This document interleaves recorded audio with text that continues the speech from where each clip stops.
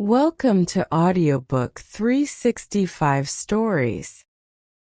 Once upon a time, there was a man who lived near a big house and caught fish for the king's meals. One day, he went fishing but didn't catch anything.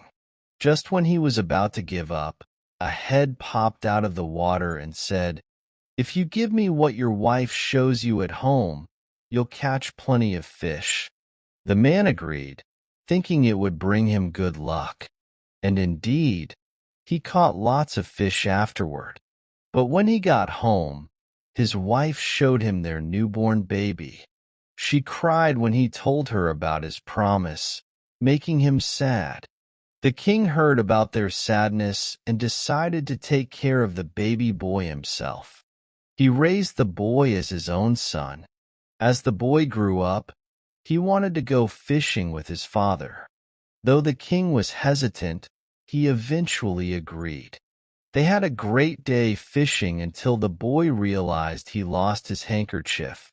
He went to search for it in the boat, but the boat started moving swiftly, carrying him far away to a distant white beach where he met an old man with a long white beard.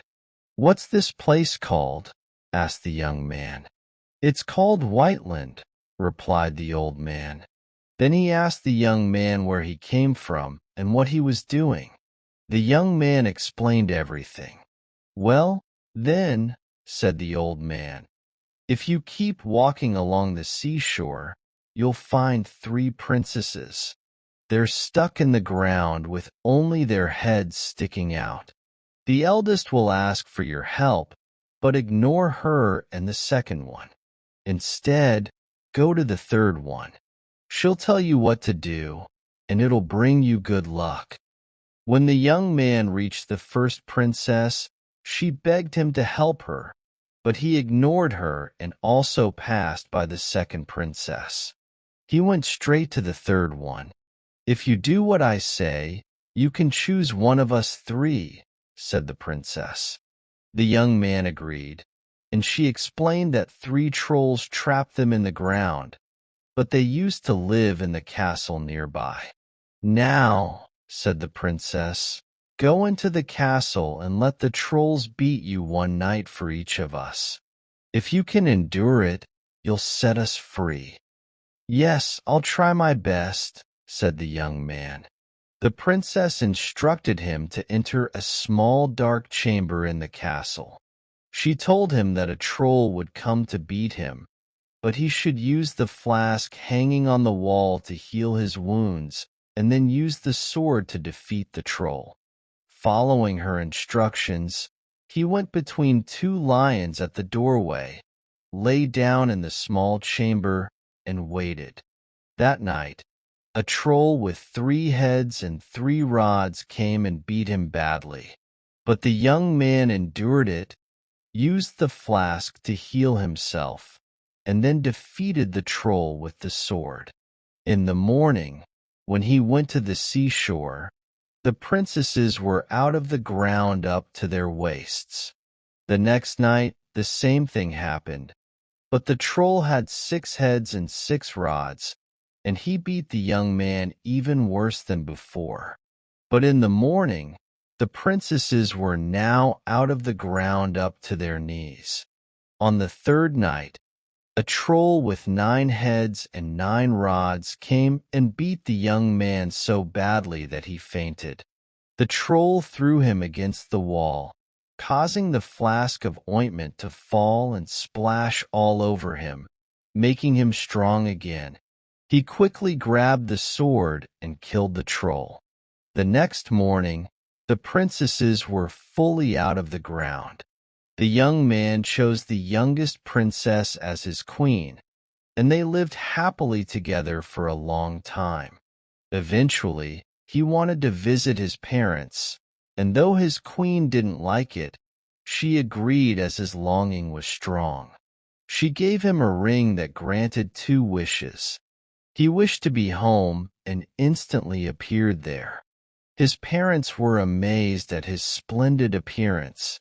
After a few days, His mother wanted him to go to the palace to show the king how great he had become.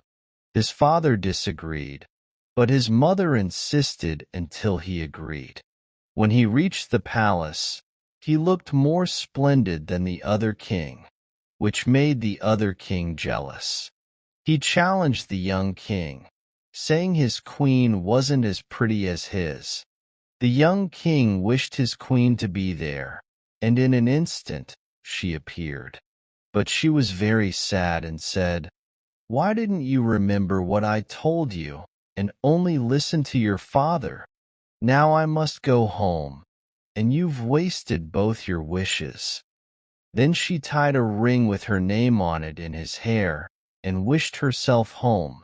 The young king felt very sad and spent every day thinking only of how to get back to his queen. "I'll try to find Whiteland," he thought, and set out into the world. After walking for a while, he reached a mountain where he met a man who could control all the animals in the forest with a horn. The king asked where Whiteland was. "I don't know," said the man, "but I'll ask my animals." He blew his horn and asked them, but none knew. So the man gave the king a pair of snowshoes. "Wear these," he said, "and you'll reach my brother who controls all the birds in the air. Ask him. Then, when you're there, turn the shoes so the toes point back, and they'll come back on their own." The king followed the instructions and returned to the man's brother. He asked all the birds if they knew where Whiteland was, but none did. Finally, an old eagle, who had been gone for 10 years, arrived, but even he didn't know. "All right," said the man, "I'll lend you another pair of snowshoes. Wear them, and you'll reach my brother, who controls all the fish in the sea. Ask him, but remember to turn the shoes around." The king thanked him, wore the shoes, and reached the brother who controlled the fish. After asking again about Whiteland, he turned the shoes around and returned. He asked the fish, but none knew except for an old pike. The pike said, "Yes, I know Whiteland well. I've been a cook there for 10 years. Tomorrow morning, I have to return because the queen, whose king is away, will marry someone else." The man gave the king advice, saying that nearby stood 3 brothers who fought over a hat, a cloak, and a pair of boots. With these items, one could become invisible and travel anywhere with a wish. The king thanked him and went to the brothers. "What are you fighting about?" he asked. "Let me try these things, and then I'll decide." They agreed, and the king got the hat, cloak, and boots. He promised to decide next time and wished himself away. While flying through the air, he met the north wind. "Where are you going?" asked the north wind. "To Whiteland," said the king, explaining what happened. "Well," said the north wind, "you'll arrive faster than me. When you get there, wait on the stairs by the door. I'll come in, and when the prince comes out, grab him, and I'll take him away." Just as the north wind said, the king waited on the stairs. When the north wind arrived, roaring and shaking the castle, the prince came out to see what was happening. The king grabbed him by the neck and threw him out, and the north wind carried him away. Once the prince was gone, the king entered the castle. At first, the queen didn't recognize him because he looked thin and pale from his long, sorrowful journey. But when she saw her ring, she was overjoyed. Then they had the rightful wedding, which became famous everywhere.